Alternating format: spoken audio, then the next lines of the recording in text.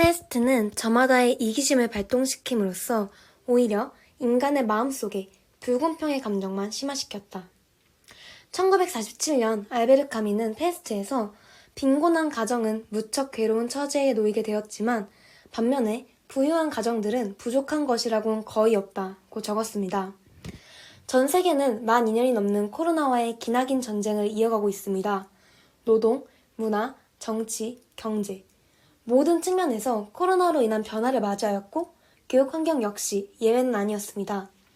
그리고 이러한 교육 환경의 변화는 교육의 불평등을 더욱 심화시켰습니다.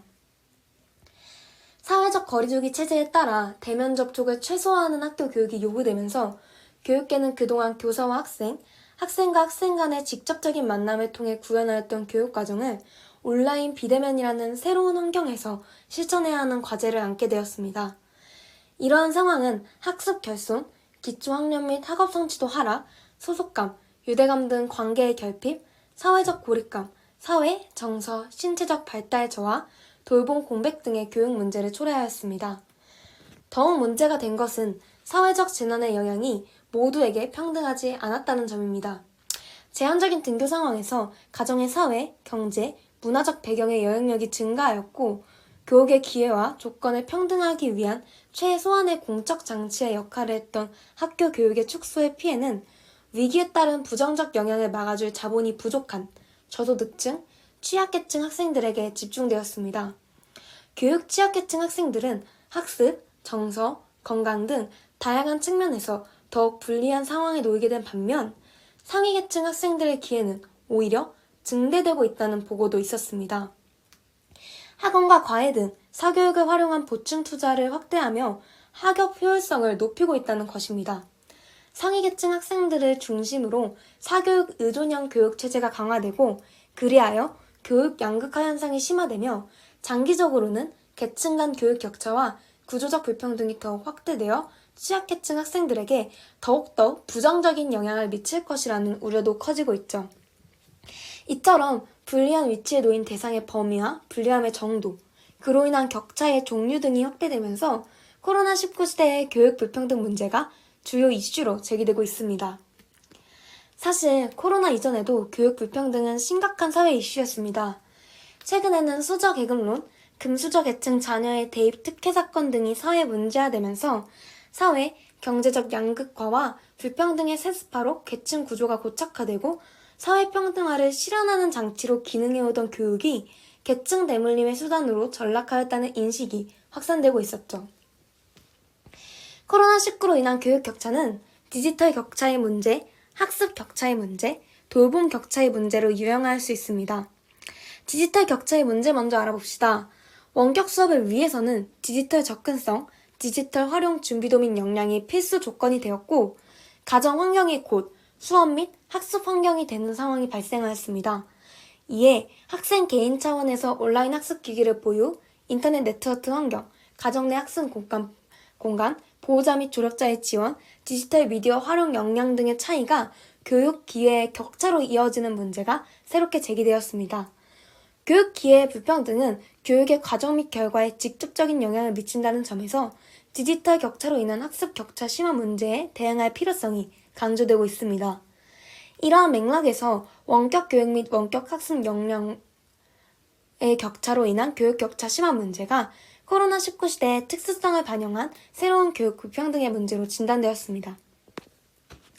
다음으로는 학습 격차의 문제가 있습니다. 코로나로 인해 사실상 정상적인 수업 운영이 불가능해지면서 학습 결손을 최소화하기 위한 원격 수업 등의 노력에도 불구하고 다양한 관계 기반 학습과 수업 진행에 문제가 발생하였습니다. 특히 교사와 학생의 관계 및 상호작용의 단절은 이러한 학습 격차의 주된 이유가 되기도 했습니다.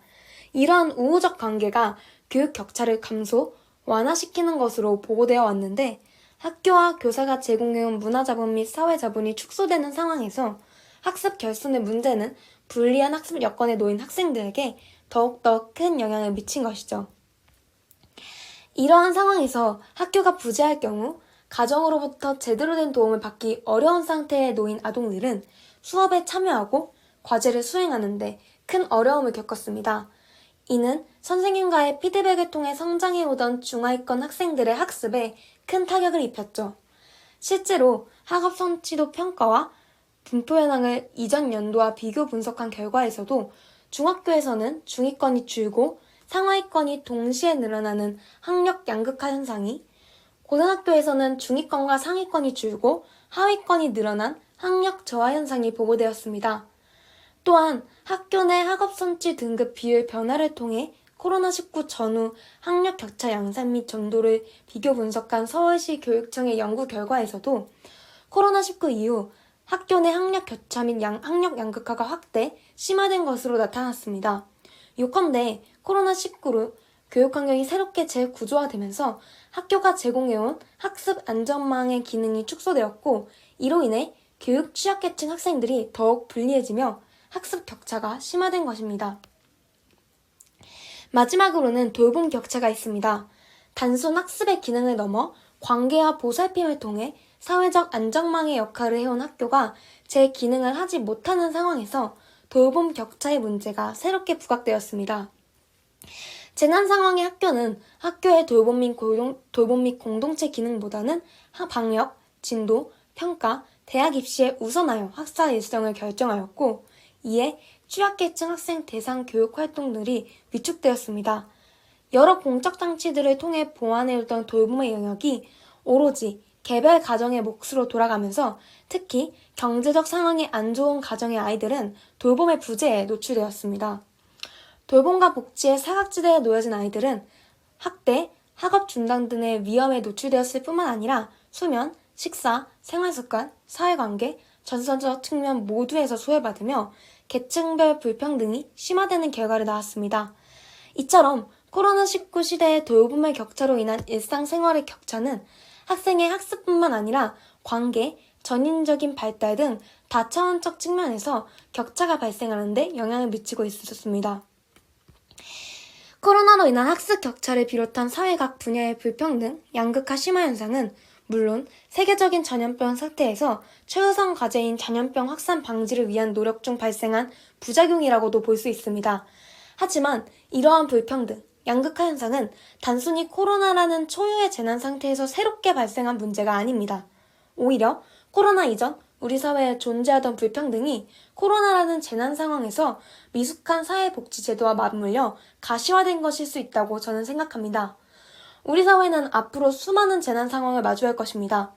그렇게 우리는 이러한 재난 상황에서도 아동들이 적정한 수준의 교육과 돌봄을 통해 성장할 수 있도록 최선을 다해야 하고, 이러한 최선은 사전 준비를 통한 사회적인 제도 마련을 포함합니다.